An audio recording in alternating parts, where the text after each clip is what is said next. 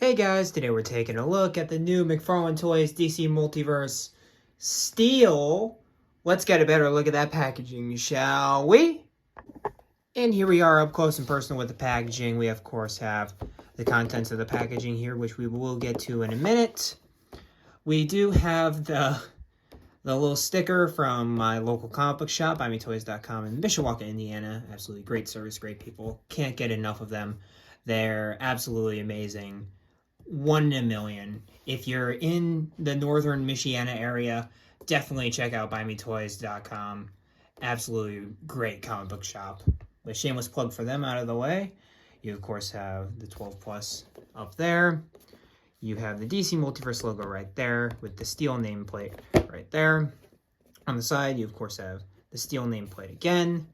The DC Multiverse logo right there. The DC Multiverse Infinite, which if you scan this QR code, gets you a link to, I believe it's a comic book issue, I believe. So you get to read the issue that this figure is based off of. You get this awesome comic book panel of Steel, assumingly from the Reign of the Supermen comics. Right there. It says Steel from the Reign of the Supermen comics right there. On the bottom, you have the same QR code, and you can, of course, follow McFarlane Toys at Facebook, Twitter, and Instagram. And honestly, for their, releases and stuff like that, they're very on it. Their social medias are crucial for if you're actually following, if you're collecting and wanting to know, what they're releasing and stuff like that. Their social medias are actually very good on, announcing releases and all that jazz. So it's a very good actual source to use. On the side, we of course have Steel from, again, the Reign of the Supermen comic line. And then you of course have DC Multiverse logo up there. On the bottom, you have the McFarlane Toys logo right there. Now on top, you of course have the McFarlane Toys logo right there. And the 22 moving parts right there. On the bottom, you of course have the Superman legalese right there. You have, and then here is the barcode for all you barcode hunters out there. Give you a second to get that. But alright guys, let's get this dude out of the packaging. And here we are with John Henry Irons, aka Steel, out of the packaging. And of course, before we take a look at Steel himself, we're of course going to take a look at the other contents that he comes with. And first of all, you know what's coming. I gotta do it to you. It's the stand, which, of course, you know it has the DC logo, black DC logo right there. The one peg on the front. Then the little mold printout things on the bottom. Then up next, we, of course, have the card, which, of course, has a panel from the Reign of the Superman comics, I'm assuming. And he looks glorious because he's Steel. Steel looks awesome. One of those great 90s characters. And then basically, that's pretty much it. Is that Superman's death inspired this guy named John Henry Irons to basically become Iron Man with a sledgehammer. And tried to... basically, he tried to honor Superman's legacy because Cyborg, Superman, Eradicator, and Superboy apparently weren't doing a good job. So Steel is the part of Superman, the integrity, because his name is John Henry Irons, so John Henry kind of deal. And the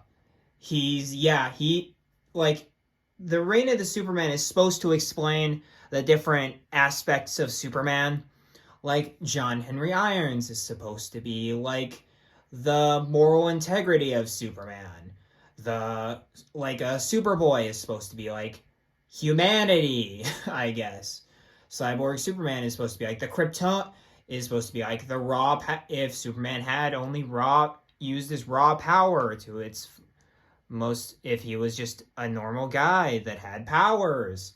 And then Eradicator's the more Kryptonian side of him, if you use that. So I don't know, 90s comics don't make sense, but I'm trying, I'm reaching here, I know. But he of course has one more accessory, and if you know anything about steel, it's the accessory you'd expect him to have, which is the hammer. Let me warping the handle. So he does come with his signature sledgehammer, which I don't think it's like, it's all over the figure. This thing, it's all over the figure, and you can see it with the blue aspects. And I don't know if that's just the paint flaking off, because it honestly looks horribly painted. It looks like they put on one coat of gray and called it good. Like, you can tell that if it's not supposed to be that, and it's supposed to be a kind of shine to make up for the fact that they're not using actual metallic paint, that's honestly insulting. That's honestly insulting.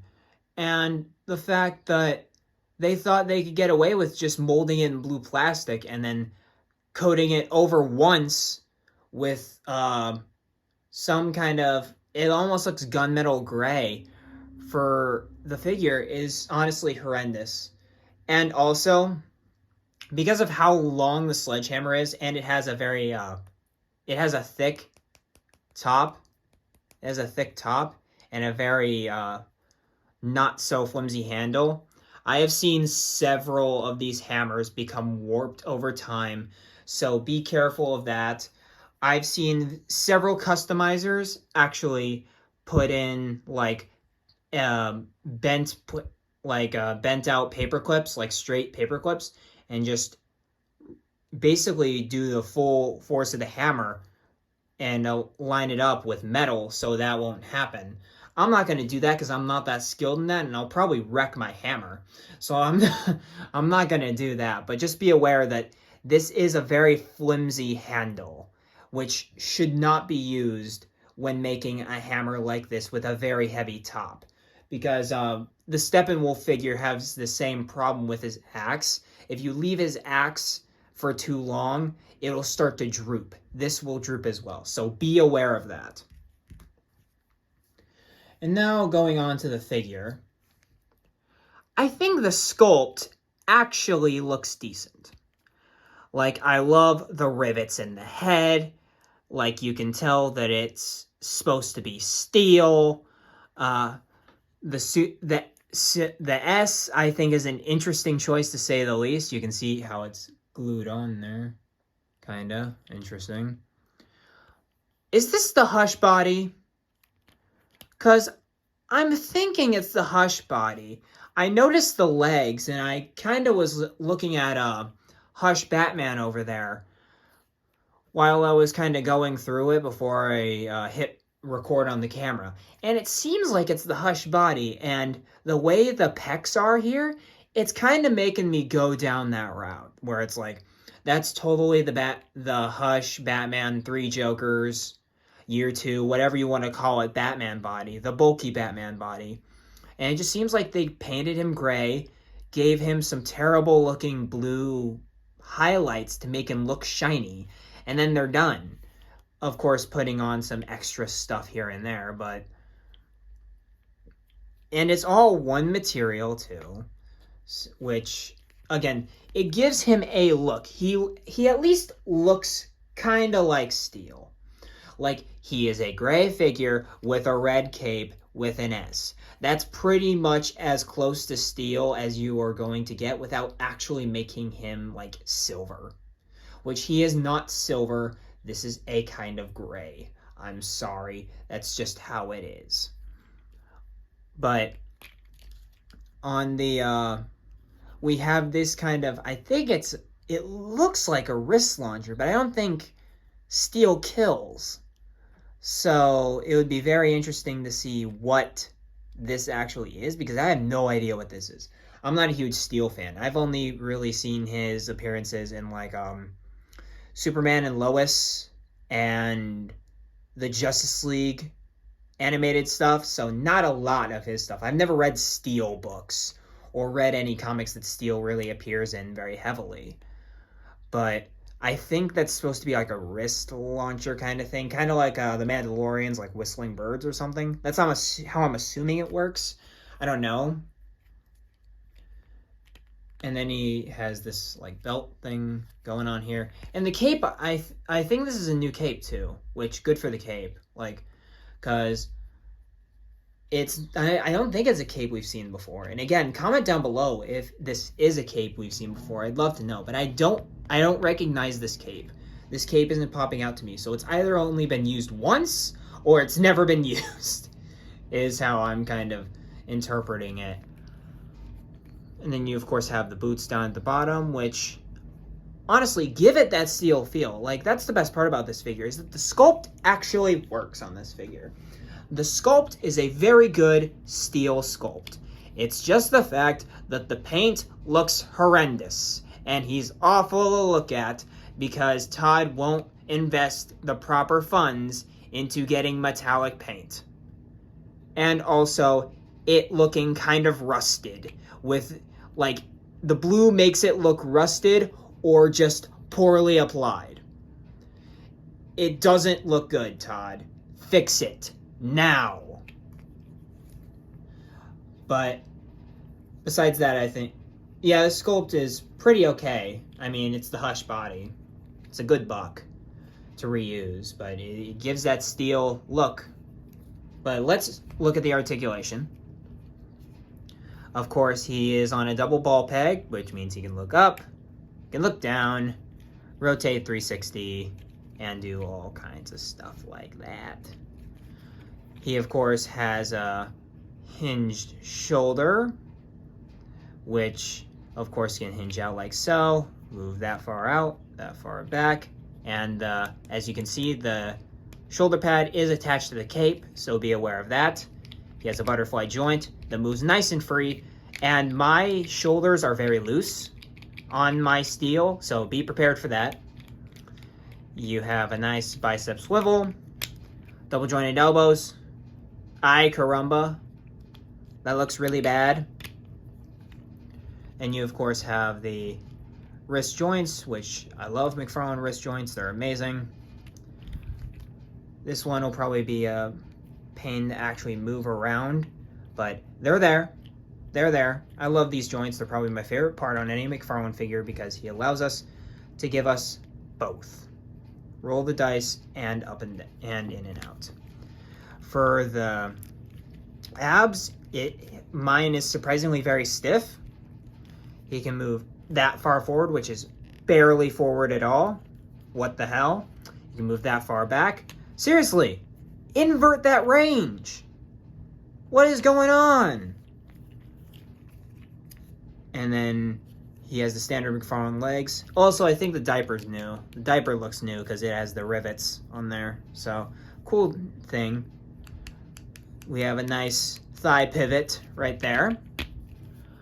Nice and mint double jointed knees, which look better than the elbows, but still could do better and has done better. And then we, of course, have the nice and ratchety ankles up at the top. I assume it does not rotate because of how they actually are, because it looks like he actually put pins in that right there. So I think it's only up and down. And then you of course have ankle pivot at the bottom of the at the foot, and of course toe articulation like so. And here we are with the whole Superman family. As I'm aware of, we of course have the Eradicator, which is probably the one who's probably the least a member of the Super family, with his, Cheeto hands. Man, he looks like he just ate a bunch of Cheetos. Then we of course have Hush Superman right there. Our new steel right there with the warping hammer. Like I said, bad idea. Horrible design for the hammer. And then we of course have Supergirl and Superboy right there. And they look fantastic together. Like, wow. The Super family's really coming together and I didn't even notice. Awesome. Awesome, awesome, awesome. And here we are with a lot of armored characters from the DC Multiverse line. We, of course, have Dark Knight Returns Batman, Batwing, Lex Luthor with the Kryptonite Spear from MRG Toys. Check them out. One of the best investments in my collection ever. It makes my Lex so much cooler. We, of course, have our new Steel right there. And then Kingdom Come Batman here. I'd say these three right here look absolutely fantastic together. These other two, kinda. I mean, they kinda have an art style. But outside of that, they don't really fit as much as these three there. And here we go, managing to get Steel on a flight stand. And he looks a little cooler, but honestly, I would not recommend this guy. The paint apps are terrible. Also, I forgot to mention the codpiece is completely solid plastic. So you can't get any range out of his legs at all. That is a problem. That's like really bad. Like it's made out of a severely hard material. And I don't know what they were doing, but it's just, I don't know. And then also, I also managed to put on the boosters from Batwing, which make him look infinitely more dope. But also you got the hammer, which just is made out of a very flimsy material, which honestly, and also the paint in general is just not good. It is a terrible figure. Like honestly, it has a banger sculpt, but that still only gets it to about a 4 for me. A 4. Ever since I started doing ratings, I believe that's the lowest ranking I've ever given to a figure. A 4. Actually, yeah, a 4. Because I do like the sculpt, even though the range of the legs is absolutely terrible. Actually, no. I'm changing it live on air. 3. It's a 3. It is a bad figure. So, that being said, if you want a Steel to go with your Superman family, you gotta get him. If you want a Steel to go with your like more diverse C-lister and D-list superheroes, you gotta get him. But besides that, if you're just looking for the cream of the crop, I'd skip him automatically. He is an L figure. He is literally an L figure. But, of course, that's it for this review. Of course, like, comment, subscribe, all that good stuff. Tell me what you think about Steel down in the comments down below. And as always, keep collecting and stay kind and courteous out there. And I will see you in the next review. Peace.